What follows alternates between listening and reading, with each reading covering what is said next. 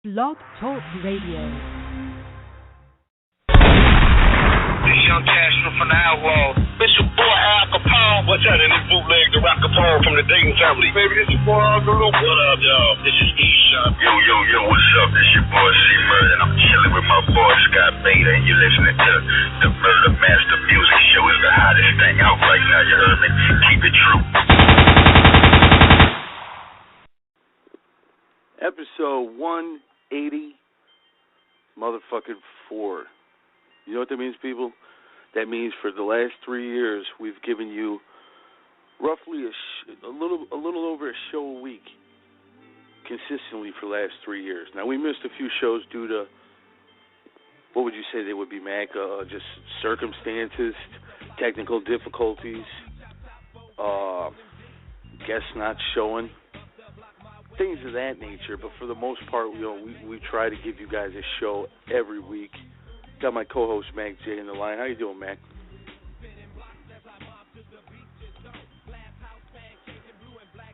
Mac J, there you are. You hear me? Chris, can you hear me? Yeah, I can hear you. I can. I had you on mute like a dumb motherfucker, man. Yeah, I'm just sitting here talking and shit. Yeah, I'm wondering why my co-host talking to me? I'm sitting here looking at the board thinking I must be high as fucking shit. And then I look, your mic is not on. Man, forgive me, folks. But, man, this is episode 184. Now, we've had, South Central Cartel, Havoc of South Central Cartel on the show before. He was on the show with, who was on the show? Tweet Cadillac of the Penthouse Players Clique. Yeah. A few other people was on that particular episode. We had like a little mini West Coast roundtable. But you got us Prodeje tonight of South Central Cartel, man. He sent us some fucking heat. Yeah. We're gonna be bringing him on in just a second. They put out classic shit, man. I'm gonna tell you this too. They go back to again, Def Jam. You know what I'm saying? West Coast artists on Def Jam Records in the early to mid 90s. You know what I'm saying? That was unheard of, really. Who else did you have over there? J.O. Felony, maybe, at that time? And that was maybe it. Warren G, I think. I think maybe Warren G, that was about it, huh? He was a Rush Associated label. Yeah, same thing. Let's bring on our guest right now. This Prodeje, South Central Cartel, right here on the Murder Master Music Show. And after him, we're going to have, Texas veteran rapper Kazy-D, man. That's my homie from way back, the Murder Dog days. How you doing, Prodeje? What's up? What's up with it, man? Man, huge Going on honor with it, to have you on the show. I'm Prez, and of course, Mac J, he's the guy that got in contact with you, man. We're happy to have you here, man. It's a huge honor to be able to not only add you to our legendary archive, but I want to be able to hear your story tonight. You know what I'm saying? And where exactly did your story begin? And before the rapping, tell me about where you were born and shit. Born and raised South Central LA. I grew up in them days, man, when South Central was off the chain with everything, you know what I mean? Everything dangerous. Yeah. Everything dangerous, from the banging to the slanging, you know what I mean? I grew up in that crazy era, man, when it was off the chain out here. Yeah. And, that's where I got all my game. And back in those days, you guys were cutting turf, or at least trying to establish, turf or whatever in the city. You said it was the most dangerous place in America. How bad was it for you, Prodeje? Man, I grew up right in it, homie. Like, I grew up when I opened the door, when I stepped outside, man, it was the jungle. You feel me? Yeah. I grew up in the heart of it, in the heart of the madness. You got to see when I the went rise outside, and I fall saw of it many all. infamous people, I imagine. Oh yeah, man. I grew up maybe 3 blocks from Freeway Rick. Yeah. So Shout out to Freeway Rick. Yeah, my boy. That's family right there. But dude, I grew up. I done lived on blocks, homie, where it was literally a war zone. You feel me? And I mean literally in the concrete jungle. Yeah, like fucking Kosovo, but right here in America. For real, man. On our Somalia. first album, yeah. On our first album, we did a song called "Say Goodbye to the Bad Guy," and it was a very graphic, real graphic song about, you know, some gang violence shit, man. And I'm like, man, when I listen to that song right now, I'm like, I actually, you know, seriously, then borderline lived that shit. Yeah. You know, then been there, witnessed it, going through it, you know what I mean, doing stupid shit myself, you know, so, you know, I mean, it was madness, man, for real. But, you know, that's what made me who I am. That's part of my education out here. And I'll tell you what, man, it allowed great music to come out of those struggles and those bad situations. You know what I'm saying? Because the best music, I think, comes from, you know what I'm saying, struggle. You can't really have too much good music without struggle. Because I like music. You're not getting that nowadays. How do you feel about the music scene in 2015? I mean, personally, I think it's a bunch of fuck shit. You know what, man? I guess, you know, you just said the magic word, though. You know, the shit we was talking about came from the time that we was out there and we was going through what we was going through. So, you know, now it seems like, it's still some crazy shit going on. Not as bad in LA as it used to be, but it's still some shit down here, you know what I mean? But these kids is all about, you know, turning up now. You know, all they talking about now is using drugs, fucking bitches, and all the money that they got or don't got. Yeah, a lot of fabrication. Yeah, you know, so I mean, if that's what they living, that's what they talking about, I guess, man. You know what I mean? We just had a lot more to talk about. But I think, you know, I don't like everything I hear. You know what I mean? I don't like most of the shit I hear. You know, there's a few out there that's doing something that I dig, but overall, you know what I mean? I went through my I'm gonna be real with you. I went through my stage of where I just was pissed off about the shit. You know, and I was really on one about the West Coast, but I feel like in the last few years it done got a little better. And it's getting better. It's getting more and more, you know, as time goes, it's getting better and better, and it's starting to make a lot more sense to me. Yeah. Kendrick Lamar, for one. You know what I mean? Like, there's certain youngsters out here that's speaking from a more mature angle, man. So, you know, I hope I see a lot more of that coming out. Some substance, yeah. Exactly. Yeah, especially in the mainstream, because most of the mainstream, as we like to call it, the lame stream, most of them just, like you said earlier, fabricated and watered down and shit, and it's like the underground cats and the legends, they just get swept under the rug, you know what I'm saying? And, you know, we always feel it's important for y'all to come out with shit, man. For a while out here, man, it was a real power balance struggle between the old cats and the new cats. And you know what I feel like on the West Coast with the OGs and the youngsters coming up, you know what I mean? A lot of the OGs honestly doing garbage too. Yeah. Like, you know, some niggas that I used to think was vicious, I hear they shit now and I'm like, what the hell happened? Yeah, I've done that with a few of them too. They're putting swag in it, and it's I feel that 100%. You know, but you know, when you dumb it down like that, and you try to chase trends and fads, all you're doing is disrespecting those before you. You remember back in the day when you were coming up, you always had respect for those before you. You know what I'm saying? I know you respected the Rakims and the, you know what I'm saying? Believe it. You know what I'm saying? The cats and the, Macola Records. You know, I mean, you were right there. You've seen it all. I used to go up to Macola begging for them to put me on when I was super young. You feel me?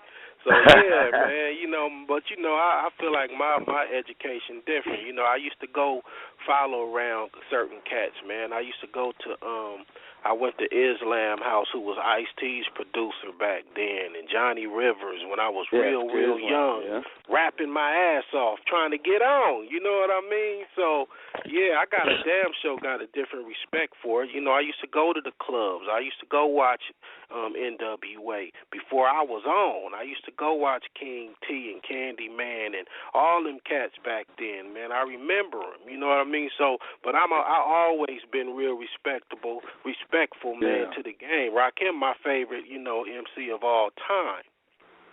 But, I came up in that era when the East Coast was what we was listening to before the West Coast really, really got on heavy. Yeah. So we grew up on the East Coast stuff. Me too. Even in Chicago, that's what we got first. You know what I'm saying? Yeah. We didn't get that West Coast sound until we heard Too Short. I think Too Short was the first we heard. Then of course we heard NWA, Eazy-E, and then you guys and stuff. How old were you? You know what I'm saying, when NWA was really getting... I mean, did you see the process at McCullough Records? Did you, run into Eazy-E and ever talk to him, or back when you were a kid? You know what? When I ran into Eazy, it was after the McCullough phase. I was running around McCullough, and I think 8 was messing around, and around the time when Ice-T was doing the 6 in the mornings, around up in that time frame. Well, I don't think Ice-T was even on McCullough when he did that.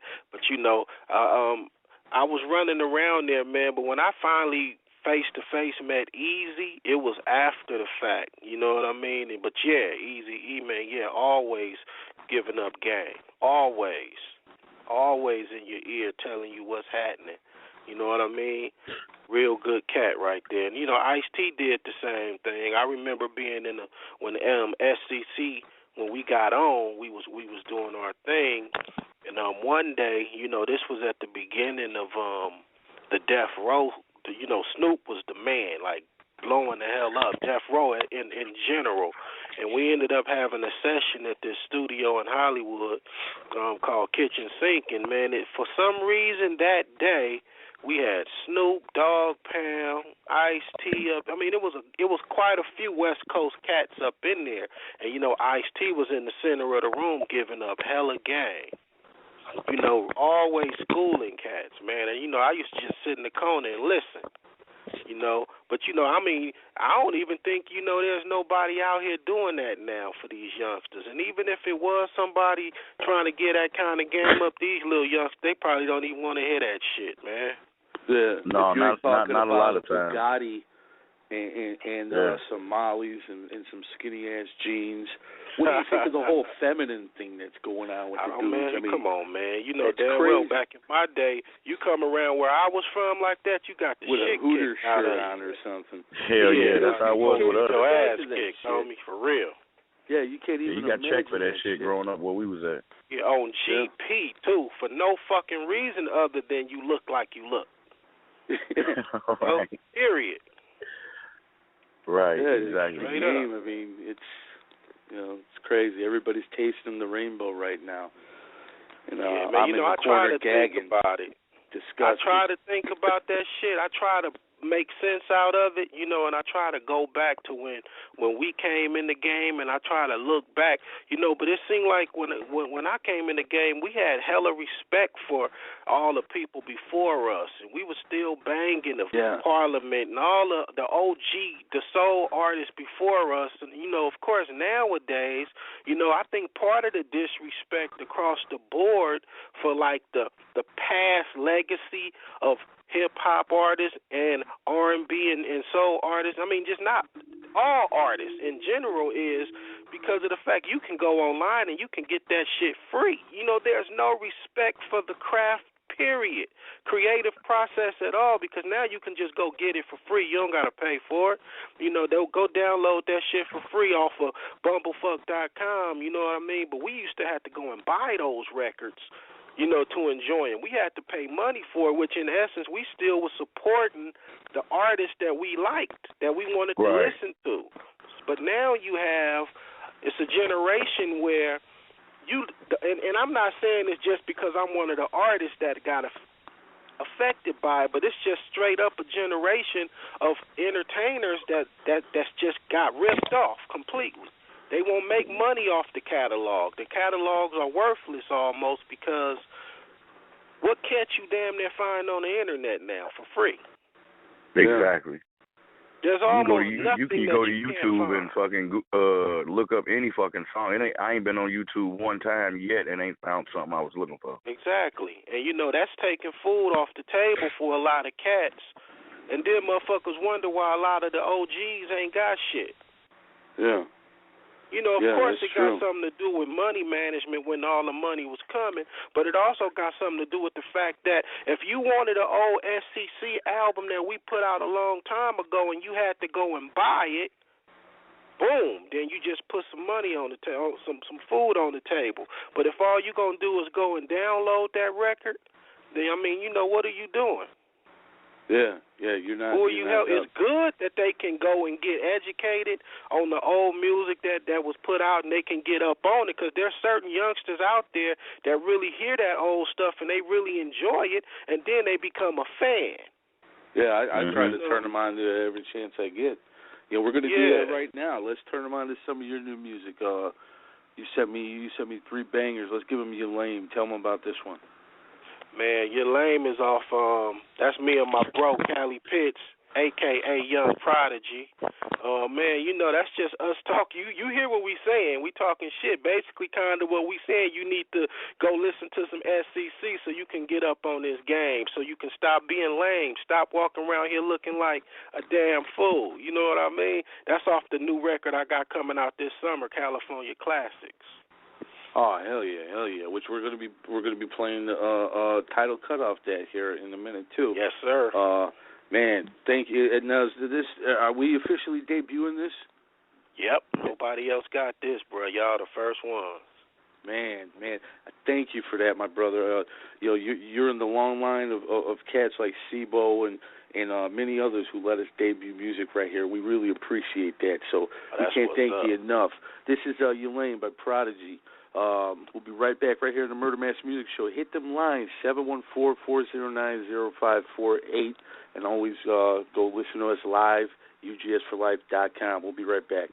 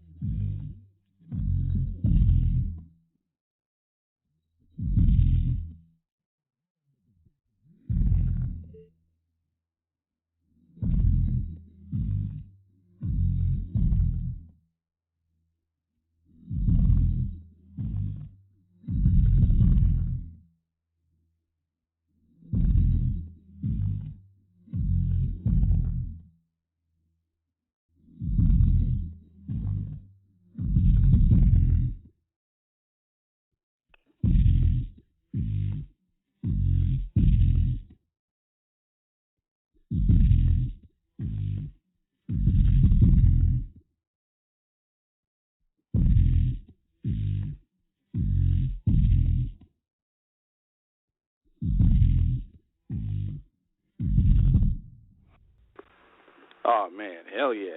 That's exactly what I'm talking about. You know what I'm saying? That's the type of music Hell yeah. that we need. You know what I'm saying? Especially right now. We got a caller, Prodigy, 703. Shit, where the hell's that at? That's Virginia, I think. 703, what's up? Yo, what's good? Man, welcome to the Murder Master Music Show. How you doing? Salute. Thanks for having me. Oh, no problem. We got a Prodigy, South Central Cartel. You know what I'm saying? This guy's one of the, you know what I'm saying, bloodlines of the West Coast, so to speak. You know what I'm saying, when it comes to this West Coast hip-hop shit. You got a question for him? Nah, I was just calling in to just listen in. It's Razzcast. So, I'm just calling and checking out you guys' show. Oh, that's what's up. Much appreciation, man. Yeah, salute. Yeah, Prodigy. But hearing that music, you know what I'm saying, it just brings back a lot of, you know what I'm saying, that authenticity that we were talking about that's missing in the game, man. What can we expect on your album, man? Because to me, it sounds like a classic already. Man, I made it a point, homie, to go in and do the kind of music that I do, and it's an album full of it. That's why I call it California Classics, because to me, it's an album full of that classic shit that we used to do. You know what I mean? I wasn't trying to stick to the script of what's happening right now, man. I'm not trying to be right now. I'm trying to be, you know what I mean, what made me. Right. You straight up, you know what I mean? And, the game, the way the game is right now, man, if you making music to be popular, then, you know what kind of music you're going to have on your record. I'm doing what feel good to me, man. I'm not, and hopefully a lot of people that hear it, they're going to be like, yeah, and they're going to agree with me. But the whole album is like that. The whole album is like that. When you listen to California Classics, you're going to see what I'm talking about. The whole album is on that page. And it's so refreshing to hear new music from the legends, that it don't sound dated and it sound right. Like you said, it don't sound like you trying to fit in with the younger crowd, or you just doing your thing. You know what I'm saying? Because I always feel like it's still a lane for the legends and the pioneers out here, especially if they still making new music, man. You know what I'm saying? It ain't no reason why everybody should know when you have a new album coming out, or the SEC got a new album coming out, or Spice One got a new album coming out. There's no way we shouldn't be able to hear this music without having to dig deep. It should be out there for everybody at all times, man, because it's more than just the Futures or the Lil Waynes or the Young Thugs or whoever the fuck everybody trying to listen to. It's more than just that. And when everybody just get to listening to that one strand of music, forgot who we had on last week, but they were saying the same thing. I think it was Young Mouth. It ain't even no identity with nobody music. But I can hear the song that we just listened to right now, and I can tell you from the West Coast. You know what I'm saying? It ain't you're a West Coast cat trying to sound like the South Cats or vice versa. From the hood, man. I mean, you know what I'm saying? It puts me in that mindset. Crazy. I mean, man, you gotta be you, homie. I mean, but at the end of the day, you know what I mean? A lot of these cats, man, they trying to keep up with the Joneses. They trying to stay popular. They trying to. Yeah. I mean, I think if all the OGs stuck to their guns and kept doing the good music that we grew up doing, that it wouldn't have never been a time where people said the West Coast fell off. If 10 people start saying that something fell off, then 20, then 100, all of a sudden everybody brainwashed thinking that that's what's really happening. Right, but the whole time y'all still out there making it crack. And we still never stopped making this music. I mean, damn, DJ Quick last CD was nice to me, man. It's like, dude, it's a lot of G's keeping it real. I heard some stuff by MC8 recently that I was like, I did like the last MC8. Man, motherfuckers are still doing this shit, man. It's just okay when you get turned off because, you know what I mean, you go from a level of being the man and selling, 500,000-600,000 units, and all of a sudden now you in a game where you can't sell but, 5,000 units. That turn fools off because the game then completely switched. But, you got to plug in. If you can plug in to those people that want to buy some real shit, you might find yourself, it may not be 300 people, it might be 50,000 people. But if you do a consistent record and you can sell to those 50,000 people every time you drop and you doing your own shit, then you can make a living. You might not be balling high up on the horse, but you can make a living. You feel me? Yeah. Right. Plus, y'all come from the era. Y'all come from the era of even the soundtracks was tight as a motherfucker. Like I listen to the show soundtrack all the time, and that song y'all got on there, I think it's Tretch on there, Spice, and a few other cats. I think J.O. Yeah, that's my shit, man. I still bump that song all the fucking time, just like it was, you know what I'm saying, just came out last year and shit. And some people that hear it that don't know nothing about it, and they be like, well, who is that? I'm like, man, you got to hear this shit. If you ain't never been up on this, you got to hear these cats. And they was coming together making music, you know what I'm saying, and it all fit, and the shit was tight. Still to this day, it's like the first time I heard it every time I listened to it. Man, yeah, that shit used to, that shit still knock. I still listen to that old shit myself, man. You know, I mean, to me, SCC, even on the West Coast, we always been like, you know, don't get me wrong, there was a point in time when we was ripping the West Coast up. You know, we was on like a mug. But I think historically on the West Coast, even to present time, we always kind of been like the underdog, underrated. You know, never really got that full props for what we did when we came in the game, you know what I mean? And I went through a time when I was bitter as hell about that too. Like, man, we did a lot of shit first before a lot of niggas that came after us.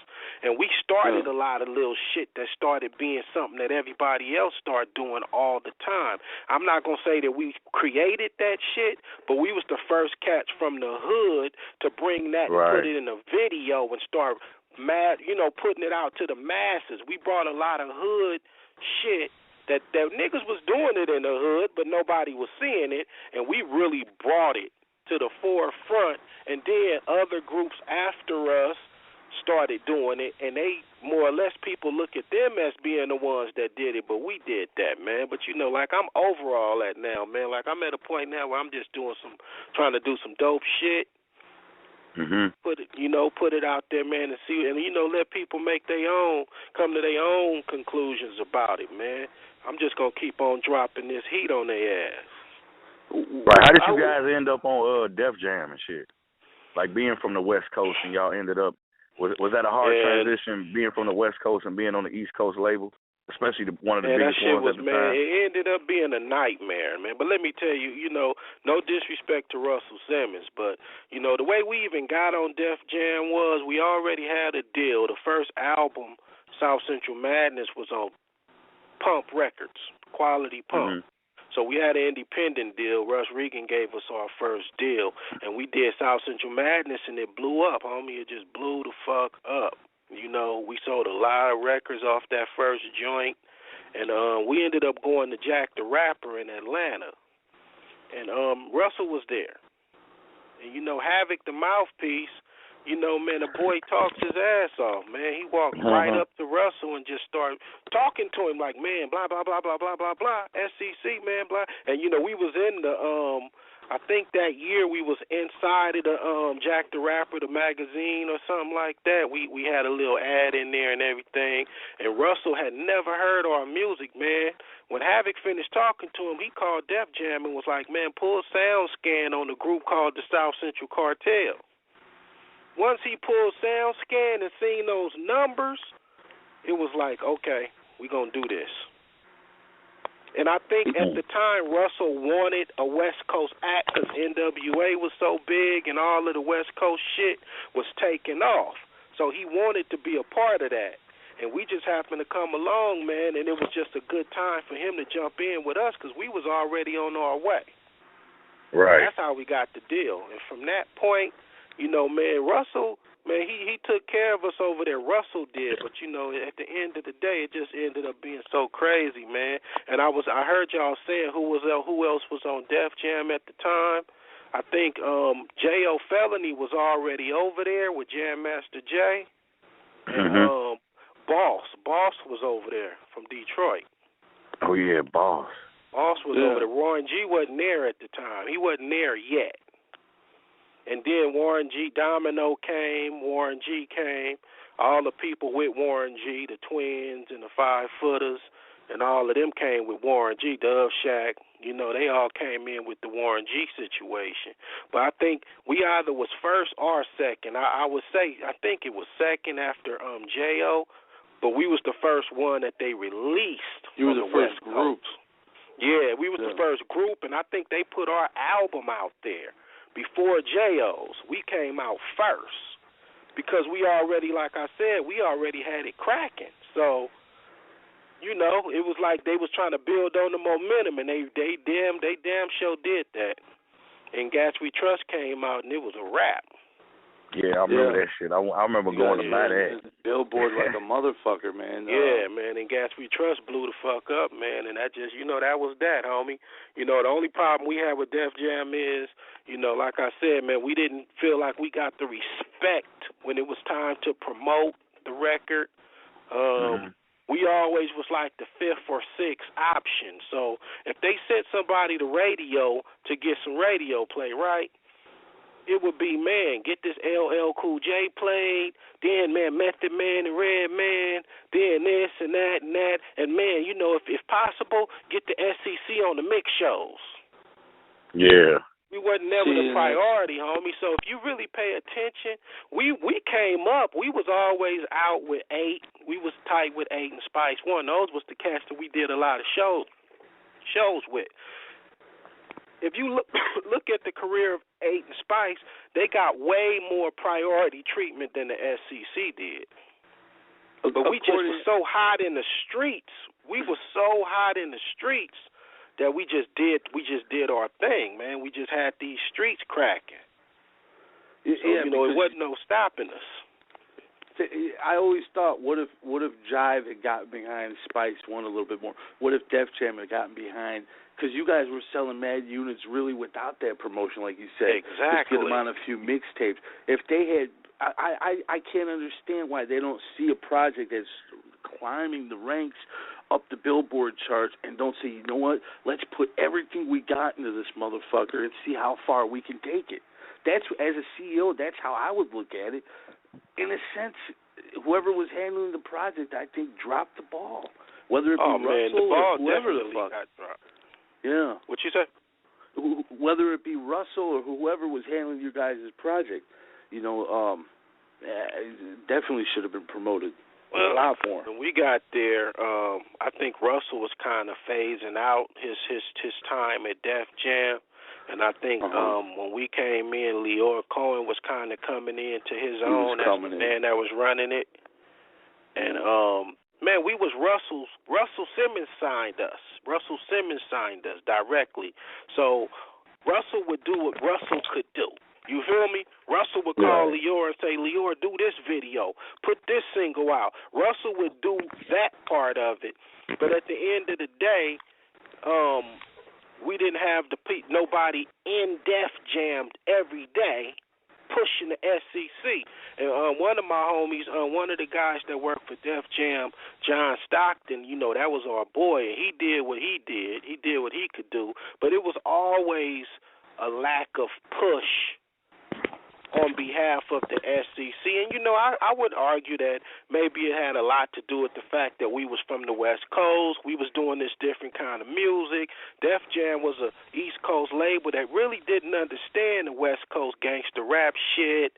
And, you know, there's a lot of reasons. I'm not making excuses for them because what you just said is true in regards to we was moving units, and all they had to do was really get behind that. Yeah.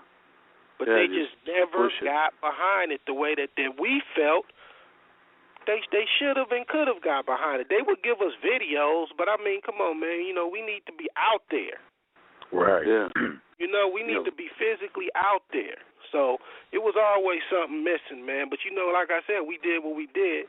You know, I got to the point now in life where I'm like, man, you know, I appreciate that, you know, because we did our thing, man. We made our mark. We put our stamp on this West Coast music. Yeah. Oh, for sure. You know what I'm saying? It's set in stone. No one can take that away from you. But I always want to ask you this. You know what I'm saying?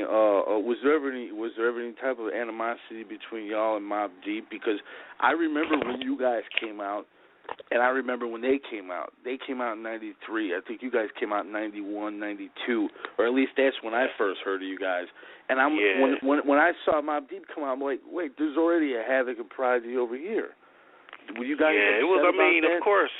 of course, there was initial animosity. Actually, it's funny because we seen Mobb Deep at that same event where we met Russell. We seen Mobb Deep at that event as well. And they came up to us like, man, Prodigy, Havoc, you know. But of course, man, we didn't become Havoc and Prodigy when we signed to Def Jam. We had been Havoc and Prodigy years before that. Yeah, right. So, you know, I don't know, man, how that happened, you know, with the situation with the Mobb Deep guys, man. You know, and I said this before and I keep saying it. The Prodigy cat did an interview a couple years ago where he was talking about when we ran into them in Atlanta. He really misconstrued. He lied in his story. And, you know, the way I feel about it is, man, I want to talk to him in person. Face to face. Right. Yeah, I want to talk to him in person, man, because you know what I mean? I'm a real motherfucker. They stole y'all names if you ask me, because y'all was first. And you know what I'm saying? You know, we know what happened. You know, we know people that know. But if you go on an interview, of course it's a big discussion and also the fact that Mobb Deep became more popular than us later in their career. They became bigger. We was basically out the game at that point, and they was able to really run with it. So a lot more people know who Mobb Deep is than the South Central Cartel. So when the argument comes up, of course you got a lot more people like, them niggas stole Mobb Deep names. Well, you know, whatever, man. You know, people know we was around years before Mobb Deep was heard of. Yeah. And, you know, I'm from the Midwest, so I heard of you in '92, '91, something like that. But I know you were doing your thing before that on the West Coast. Yeah, we was. Did you have like you know what I'm saying, a lot of rappers, you know what I'm saying, they had tapes, you know, DJ Quick had the red tape, and did you guys put out a tape or something in the streets before South Central Madness? Man, with the South Central, I did shit before just as Prodigy by myself, just me. Before I formed the South Central Cartel, before I put that group together, I was doing shit by myself before that. So I had a couple of things that I had did myself prior to forming the group South Central Cartel. But before we did that, we was working on a record that we was about to put out, but before we could put it out, you know, of course somebody heard it, Russ Regan heard it, and that was the end of that. He gave us the deal and we came out. It was an independent label, but you know, we didn't have to put it out ourselves. Yeah. You know, before we could put out the tapes. You know what I mean? Of course we had our little hood tapes that we was making. Yeah. You know, like DJ Quick. Singing ass nigga LV on there too, man. Yeah, you know what? He don't get the credit. Yeah, LV, man, I grew up with LV. I mean, I grew up under LV, homie. I mean, when I was in the hood doing the shit that I did, doing the things that I used to do back then, you know, LV was in the hood too, and he used to be walking around singing his ass off. Yeah, you know, man, that's where I met him. Need auto-tune.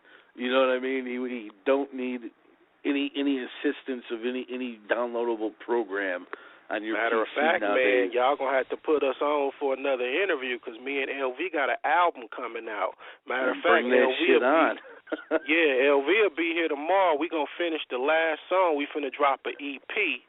And then, man, you know, I'm going to hit y'all up so me and LV could call back and do an LV and Prodigy interview. Oh, yeah, we'll preview it for you, man. We'll preview, you know, track by track if you want. You know, give let's folks a taste of it. Make that happen. Definitely. Well, let's give them this California classic right now, man. This is your upcoming solo project title song, no? Yeah, title track. Okay. Well, just intro for me, and we'll go right into it. Then we'll close out this interview. Man, what that is, California Classic, is that classic break your neck West Coast funk shit, homie. My boy DJ AK produced it, and man, you know, as soon as the needle drop on that wax, niggas break their necks. That's some of that funky shit. Straight up, California Classic, Big Prodigy.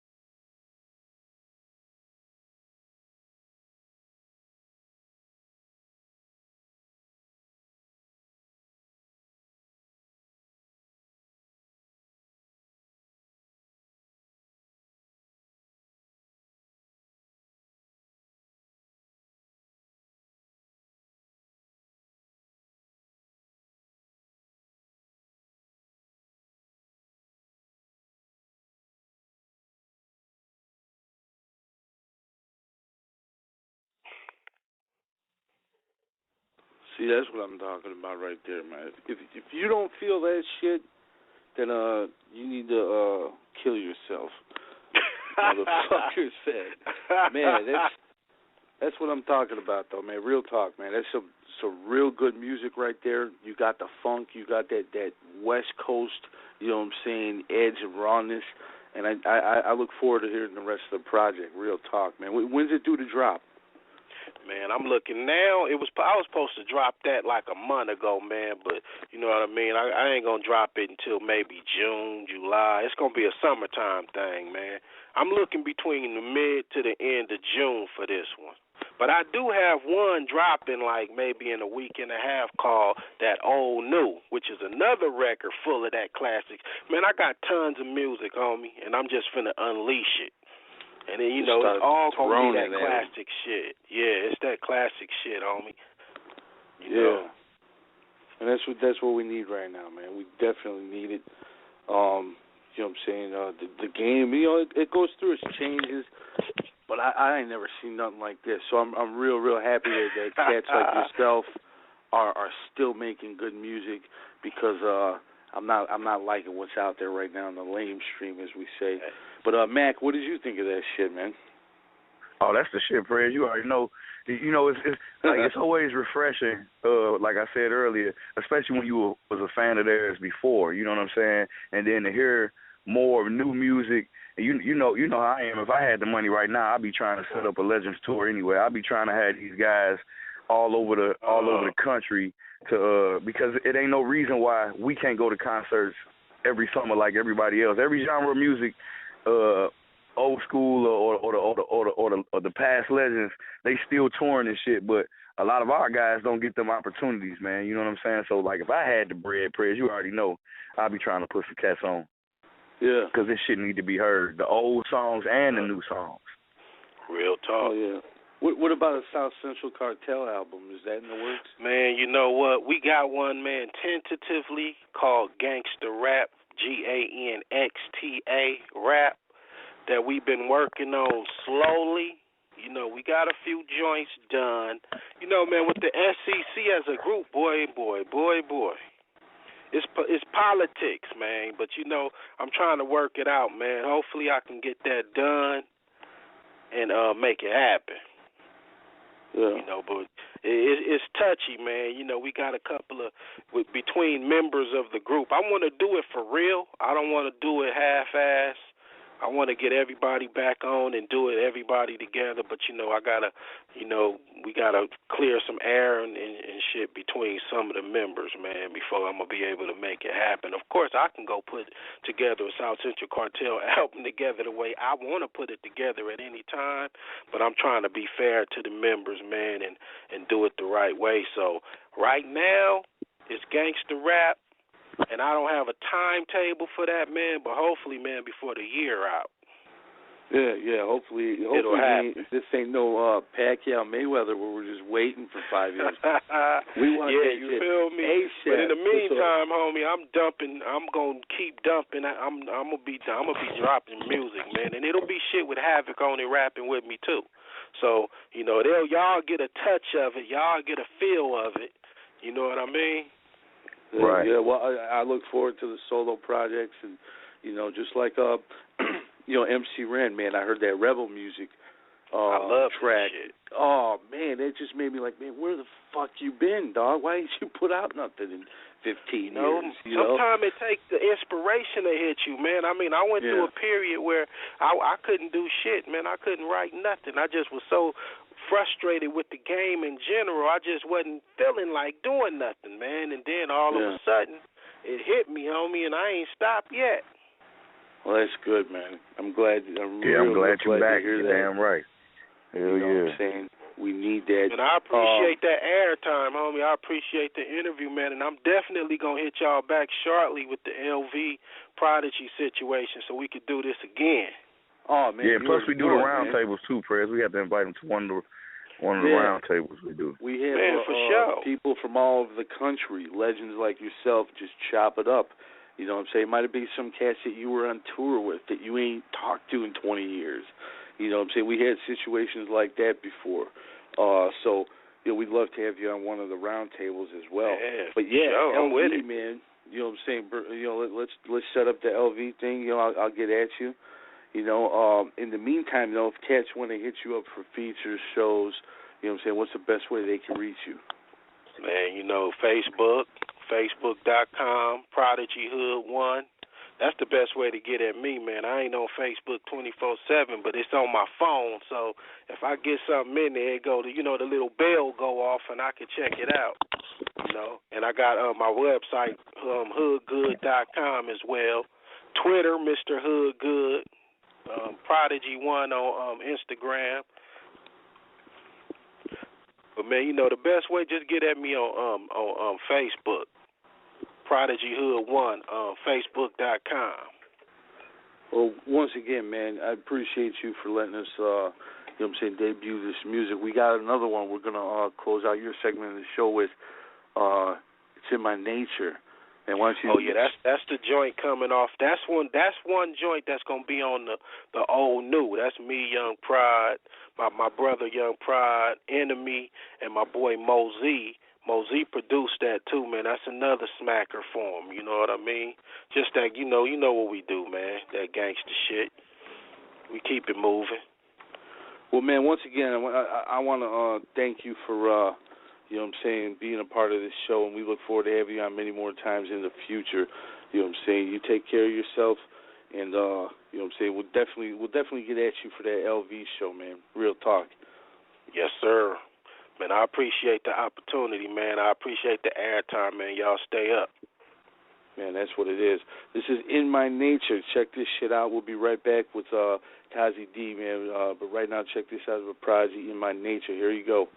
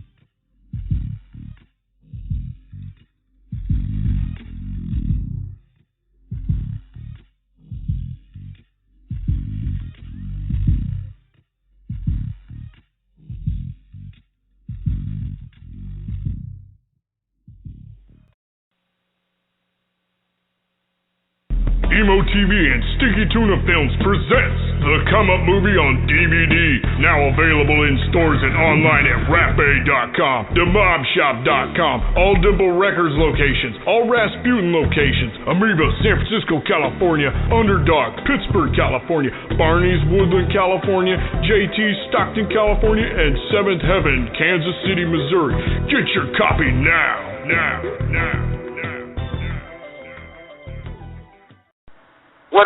What up? This is the real Rick Ross, and you listen to me on the Murder Master Music Show. Don't turn that dial. Only support the real.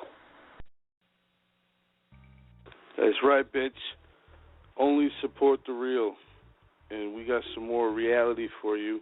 How you doing, man? Really Hell of a fucking interview with Prodeje, man. Hell of a fucking interview. You know what I'm saying? Dude gave up a lot of gems, especially about the West Coast. But our guest now, you know what I'm saying, homie Kazy-D, man, he's a fucking beast. You know what I'm saying? Lyrically, if you know anything about, you know what I'm saying, Texas rap, then you know this guy. You know what I'm saying? If you know anything about Seattle or California or the West Coast, then you know this guy because he goes back and forth. This dude's worked with a lot of legends in the game. His classic album, A Letter from the Grave, is 20 years old already. I'm going to bring him on. Wow. Kazy-D, man. How you doing, Kazy? What's going down, fam, man? Thanks for having me, man. It's one of the last real things us real rappers got left. I appreciate that, man. It's an honor to have you here, man. And for those that don't know you, kind of bring them up to speed on who you are and where you come from, and give them a little bit of your background. Okay, man. I'm from Texas. I'm from the Houston area. You know, I grew up between Houston and Los Angeles. I grew up in the Los Angeles area, partially with my brothers. They from there, and I would go back and forth between California and Texas all my life. And man, consequently, after joining the military, I went out to Seattle area, and then when I got out of there at an early age, I started doing my music career seriously out that area, and I recorded Letter from the Grave in 1995. And man, I used to run with a cat that I know of called Master P, King George, you know, TRU, Twin King Life, George, your cousin, like no? that. Yeah, that's my relic. My relic is King George. Now, having King George as a family member, were you able to witness some of the early No Limit? Man, I was. Structures and. I did. Man, I was privy to that No Limit smash, man. Once they start moving up and down the West Coast, you know, like I was in the Seattle area, and they used to come up and they would send me promotional stuff, you know. And I'm talking about back in the day, 1995. People wasn't in a rush to hear no Southern rap. You know, so it wasn't like they was welcoming us with open arms. But thank God for a person called Master P. He had a plan to break not only himself but Southern rappers across the nation, across the world. You know, so being privy to that situation right there in the early days, man, it really did pay dividends to me. You know, so I was able to, you know, soak it up with Tobin Costin, King George. You know, Master P, man, that was a real organization, No Limit. They really put it down. Yeah, definitely, man. Tell us about your album, though. Tell us about The Letter from the Grave, man. What was you know what I'm saying, like, you know what I'm saying, the recording process and whatnot? Man, I was at the time, you know, to tell you the truth, I was really deep into the street, and you know, I never knew I would become a rapper. I wanted to rap just like everybody else, you know. But Letter from the Grave is so authentic because it was born from that real crack house type rap, you know.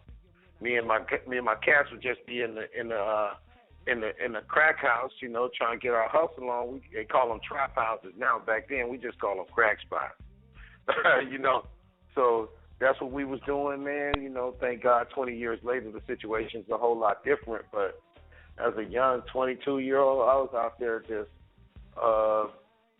doing it just like the rest of the cats was, man, and it was really real.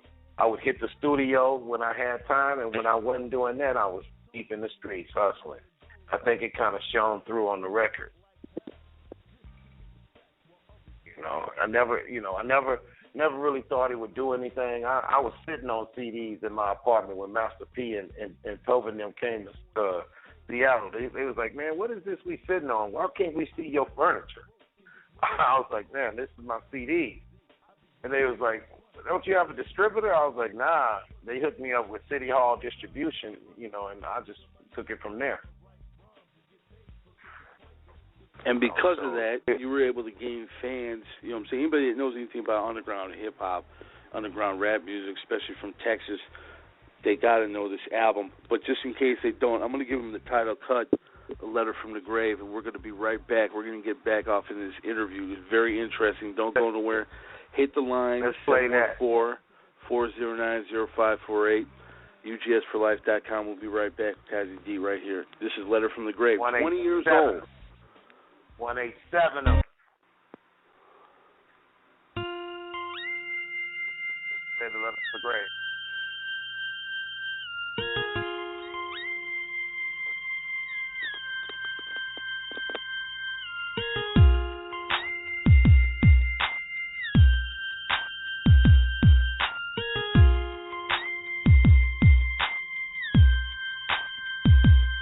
This is a letter from the grave to my niggas.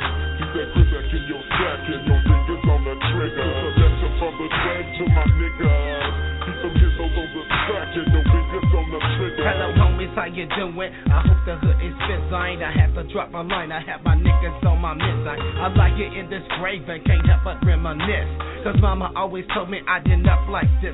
That if you live like a gangster, you'll die that way. I'm steady dipping, set, tripping, doing dirt to get my pay. But little did I know that this would be my judgment day. I'm laying coke for baby gangsters, hoping to get away. 3 slugs to my chest, now like slipping away. I heard that pig yell fizzies, but you know how it is though. I took the first one out and told him, fuck you hizzos, but his Nina didn't let up until my chest was wet up. Snapped his cuss on my corpse and was still yelling dead up. I drew my last breath and tried to kick in his grill. Cause who the fuck wants to live if you can't be real? Compared to life in my hood, H-E-L-L is chill.